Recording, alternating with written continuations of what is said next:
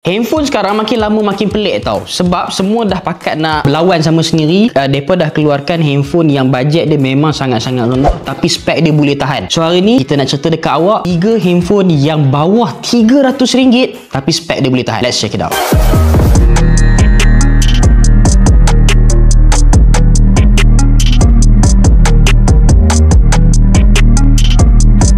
Hello guys, Assalamualaikum. Selamat datang ke Smart Fit Studio. So hari ni Abang Mirul nak cerita dekat awak tentang beberapa handphone yang Abang Mirul baru jumpa tau. Sebelum ni Abang Mirul tak jual sangat handphone-handphone yang murah ni kan. Kecewa. Kita tak tahu sangat perkembangan handphone-handphone yang bajet-bajet ni. Kita hanya tengok yang flagship. Kita tengok baru ni ada keluar S25 Ultra lah, Pixel 10 Pro Fold. Lepas tu ada keluar pula hype dia dengan iPhone 17, 17 Pro, 17 Pro Max. Dan kali ni Abang Mirul nak cerita dekat awak untuk siapa-siapa yang mencari handphone bajet. Sebab sebenarnya ramai juga yang datang kat kedai. Bang, tak ada ke handphone yang bajet RM300 tapi tak lembab sangat? Tak lembab sangat katanya. So hari ni Abang Mirul dah sediakan line up 3 handphone yang terbaik dalam kategori RM300. So yang pertama dekat tangan Abang Mirul ni adalah Infinix Smart 10. Kalau awak nak tahu, handphone ni sebenarnya dia macam tak berapa nak famous sangat tau. Sebab brand dia tak terkenal macam Realme, macam Redmi. So handphone ni macam agak ketinggalan, orang tak berapa nak tahu sangat. Tapi kalau untuk bajet RM300 sebenarnya Infinix Smart 10 ni dia adalah boleh cakap sebagai underrated hero tau. So untuk setiap pembelian awak akan dapat kotak yang warna hijau macam ni, dan untuk buka kotak dia Abang Mirul rasa macam unik sikit sebab dia kena buka ikut tepi macam ni. Nampak tak? Buka macam ni, macam kotak pizza macam tu. So dalam box awak akan dapat seketul handphone Smart 10 dan dia ada beberapa aksesori lah dekat dalam ni. Kalau awak tengok kat sini, dia akan bagi sekali dengan yang ni SIM injector. Dia bagi dalam plastik macam ni. Lepas tu dia akan bagi dekat awak charger satu dan satu set sekali dengan kabel macam ni. Dan satu lagi, dia akan bagi dekat awak clear case yang macam ni. Yang ni agak keras. Dia tak terlampau lembik sangat, dan itu sahaja yang ada dalam kotak kalau awak beli Infinix Smart 10 ni. Okey, untuk handphone ni pula, kalau awak nak tahu dekat belakang dia buat macam ni. Yang ni dia punya setup kamera seakan-akan macam iPhone 11 punya kamera kan, ada atas bawah macam tu. iPhone 12 pun kamera dia lebih kurang macam ni juga. So untuk bahagian skrin depan ni, kalau awak nak tahu, dia datang dengan 6.6 inci. Tapi awak jangan expect lebih sebab dia punya skrin hanya sampai HD Plus sahaja. So untuk bahagian depan ni, bahagian skrin ni dia tak terlampau noob sangat dia punya skrin tau. Dia masih lagi terang, masih lagi stabil dia punya skrin ni. Dan kalau kata awak nak guna untuk kegunaan harian, nak daily driver, awak nak guna untuk awak punya social media, awak nak tengok video, awak nak tengok movie, Abang Mirul rasa skrin dia masih lagi okey, masih lagi cantik. Dan bezel dia, untuk bezel dia kan, bahagian tepi ni, bezel dia Abang Mirul tengok dia tak terlampau tebal sangat, dia agak nipis juga. Walaupun kalau kita tengok kan, bahagian atas ni dia macam okey, bahagian tepi ni okey. Cuma bahagian bawah ni, bezel bahagian bawah ni bagi Abang Mirul dia memang agak tebal lah, tapi sesuai lah dengan harga dia. Abang Mirul tak nak komplain banyak sangat. Cumanya untuk brightness dia, dia hanya boleh mampu cecah sampai 500 nit sahaja. Tapi dia dah cukup jelas dah sebenarnya. Sebab kalau awak nak comparekan dengan handphone flagship, tak boleh lah. Handphone flagship dah cecah sampai 2000 nit, 3000 nit. Tapi yang ni 500 nit, dia duduk bawah cahaya matahari tu still ok. Cumanya mungkin awak kena buka dengan brightness yang paling tinggi. So untuk penggunaan chipset dia pula, handphone ni guna Unisoc T606, which is kalau kata awak nak gunakan untuk awak punya multitasking yang ringan, awak nak guna application macam contoh macam WhatsApp, awak nak guna Instagram, awak nak guna Shopee, Abang Mirul rasa dia tak ada masalah. Dia agak smooth juga, dan dia tak disarankan untuk gunakan apps yang sangat besar. Contohnya kalau awak nak main game macam ML ke, Abang Mirul rasa handphone ni tak disarankan lah, sebab dengan dia punya chipset tu dia hanya boleh buat kerja multitask yang ringan sahaja. Ok, so kita cerita pasal storage pula. Untuk Smart 10 ni, dia bagi 3GB RAM sahaja, tapi dia ada tambah lagi 3GB RAM untuk backup. So maksudnya kalau awak guna handphone ni, tiba-tiba awak guna apps yang agak berat, dia punya support RAM tu akan tampung balik apa benda yang berat tadi. So dia akan kurangkan lagging macam tu. Tapi 3+3 pun Abang Mirul rasa macam okey-okey je. Dan macam Abang Mirul cakap tadi, dia tak disarankan untuk guna apps yang terlampau besar. Dan untuk bahagian kamera dia pula, kali ni Infinix claim yang kamera dia 50 megapiksel, dan dia ada AI dual kamera juga. So maksudnya kalau kata awak takat gambar, AI akan enhancekan dia punya gambar tu supaya lebih cantik. Tapi kalau awak suka guna kamera selfie, kamera dia untuk kamera depan 8 megapiksel sahaja. Tak adalah macam tak bagus, tapi okey-okey je lah untuk handphone yang harga RM300. Kamera depan 8 megapiksel, Abang Mirul rasa macam dah okey. Tapi yang dia bagi balik dekat awak adalah dia punya ketahanan bateri. Sebab bateri yang disediakan dalam ni adalah 5000 mAh. So maksudnya kalau awak guna handphone ni dalam keadaan yang tak terlampau heavy, awak hanya guna untuk daily driver, lepas tu awak guna apps ataupun awak nak bagikan dekat mak ayah awak pakai, dia boleh tahan. Ini Infinix yang claim dia boleh tahan 1.5 hari hingga 2 hari penggunaan kalau awak tak main game dan tak gunakan secara melampau sangat. Dan dia punya charging speed, dia bagi charger yang macam ni. Ini adalah charger dia. Okey, dia buka macam tu. Yang ni charger dia dengan type A to type C.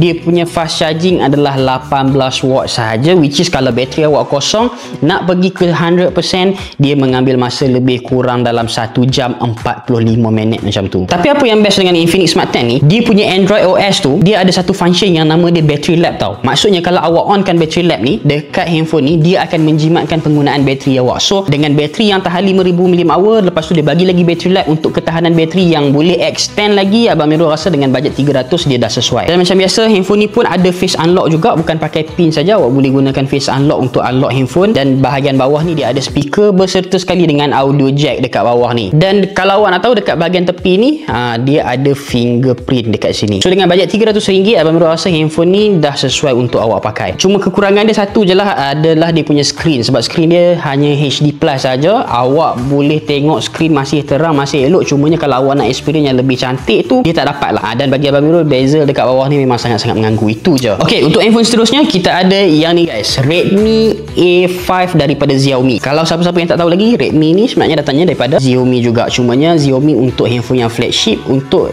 model yang ke bawah, pertengahan dan yang bawah adalah Redmi. So sebenarnya kalau awak nak tahu, Redmi A5 ni merupakan budget king. Kalau awak nak pengalaman pakai handphone yang best tapi awak nak jimat duit poket awak, awak kena try Redmi. Sebab walaupun dengan harga RM300, Redmi ni dia masih nampak premium tau. So dalam kotak awak akan dapat handphone satu, for sure lah. Awak buka kotak handphone tu akan dapat handphone, dan dia bagi sekali dengan charger dan kabel one set. So, charger dia akan bagi 2 pin macam ni, type A to type C juga, dan kabel dia akan bagi satu, type A ke type C. So charger dia bagi macam ni, dia ada 2 pin. Tapi yang ni charger dia lagi slow daripada model yang kita review tadi. Sebab untuk Redmi kali ni, dia 2 pin, type A to type C, tapi charging speed dia hanya bagi 10 watt sahaja. Kalau kata tadi kita nak charge penuh 1 jam 45 minit, yang ni mungkin kita boleh estimate dalam 2 jam macam tu, baru handphone awak penuh daripada 0% sampai 100%. Dan dalam kotak awak akan dapat lagi satu casing macam ni, tapi yang casing clearnya ni lebih lembut daripada yang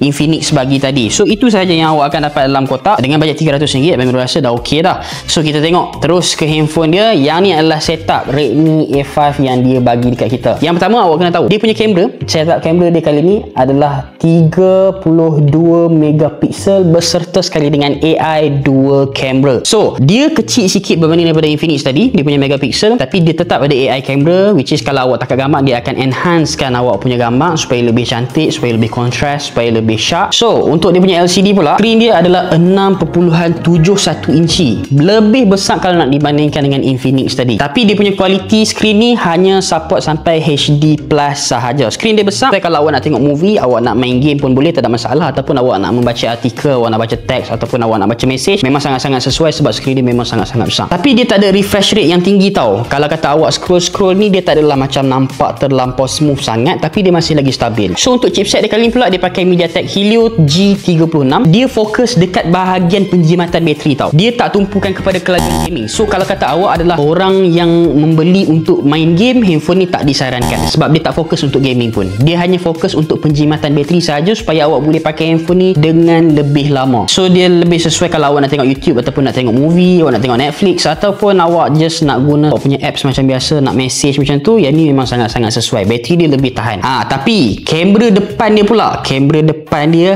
hanya menggunakan 5 megapiksel sahaja. Awak tengok yang ni kamera depan dia hanya support sampai 5 megapiksel, cukup untuk video call dan juga awak nak buat selfie yang casual. Cuma awak jangan expect lebih lah dengan handphone ni. Dia okey, tapi awak akan nampak macam ada banyak sangat noise dalam awak punya kamera. Sebab jelah dia bagi hanya setup dia 5 megapiksel je kan. Cumanya untuk bateri 5000 mAh memang sangat-sangat besar, dan pengecasan macam Abang Miro cakap tadi 10 watt speed sahaja. Dia akan cecah sampai 2 jam lebih. Dan antara ciri tambahan yang ada dekat Redmi A5 ni, yang belakang ni awak kena tengok, dia ada macam glitter-glitter macam tu kan. Sebab body belakang ni dia ada texture kulit sintetik tau, dia nampak lebih premium. Dan handphone ni pun ada face unlock juga, tapi dia tak ada sensor untuk fingerprint. Kalau macam Infinix tadi ada, yang ni tak ada. Tapi face unlock tetap ada juga sama je macam tadi. Harga tetap sama juga RM299. So kesimpulan yang Abang Mirul boleh cakap untuk Redmi A5 ni, handphone ni sesuai untuk siapa-siapa yang nak gunakan sebagai daily, awak nak guna untuk WhatsApp, awak nak buat untuk bacaan, untuk tengok YouTube, yang tu semua okey. Tapi kalau kata awak nak buat gaming sikit, dia tak berapa disarankan sangat. Dan kalau awak nak main game yang biasa tu, Abang Mirul rasa macam okey je lah. Tapi kalau awak nak main macam PUBG ke, Mobile Legend ke, yang tu memang tak support. Untuk kamera dia pula, kalau siang okey,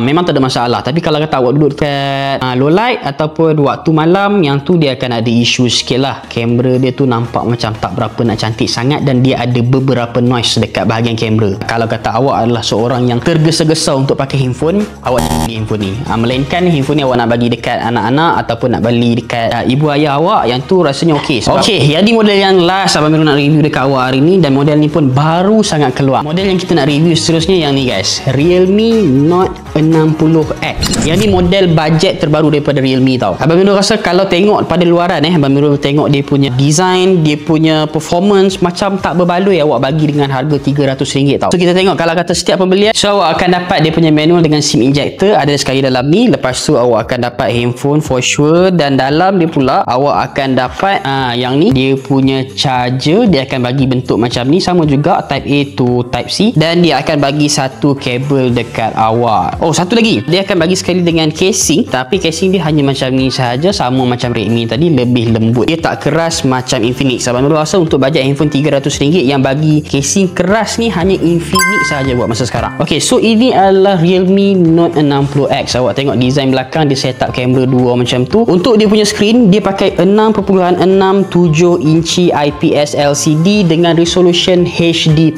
Tapi kelebihan screen dia berbanding daripada dua model yang kita dah cerita tadi, yang ni dia ada 90Hz refresh rate, which is lebih smooth kalau nak dibandingkan dengan dua model yang kita dah review tadi. Untuk chipset pula, dia pakai Unisoc T612, lebih hebat sikit kalau nak dibandingkan dengan Unisoc T606 yang kita review dekat Infinix tadi. Yang ni lebih better. So kalau kata awak nak buat gaming ringan, macam contoh awak nak main ML pun dia boleh, tak ada masalah, dia dah support. Tapi dia mungkin hanya support setakat medium setting sajalah. Awak nak pergi sampai yang setup yang higher untuk dia punya screen tu tak boleh. Setakat medium lepas. Ok, untuk dia punya storage pula, dia bagi dua pilihan storage tau. Yang pertama dia ada 4GB RAM dengan satu lagi 6GB RAM. Untuk RM299 ni dia bagi kat kita 4GB RAM dengan 64GB storage. Itu sahaja. Dan kalau awak nak tahu, untuk model ni dia ada micro SD untuk slot tau. Kalau awak buka dekat dia punya SIM injector ni kan, boleh masuk SIM card macam biasa, dan dia ada tempat untuk micro SD. Kalau awak nak tahu dekat Infinix dengan Redmi tadi, dia tak bagi. Kalau Realme ada. Untuk setup kamera macam biasa 50MP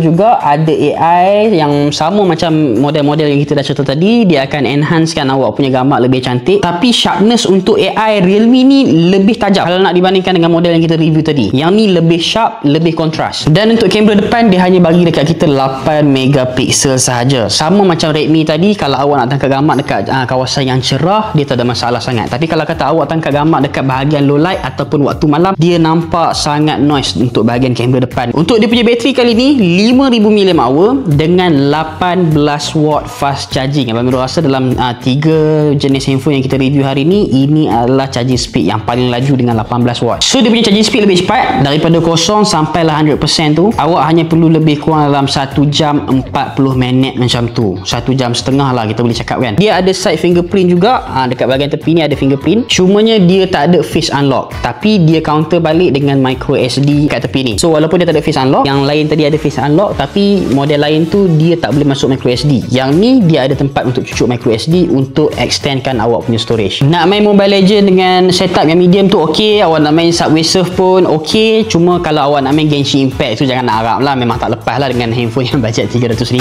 Tapi kalau kata awak nak yang paling stabil dan jenama dia kuat, Abang Mirul sarankan untuk awak beli Redmi A5. Tapi kalau awak nak yang paling smooth dan awak nak yang paling latest dengan refresh rate 90Hz, awak kena beli yang ni, Realme Note 60X. Tapi kalau pendapat Abang Mirul, kalau Abang Mirul sendirilah yang nak beli handphone bawah RM300 ni, Abang Mirul akan pilih yang ni, Infinix Smart 10 ni. Sebab bagi Abang Mirul yang ni yang paling balance lah antara performance, dia punya kamera, dia punya bateri.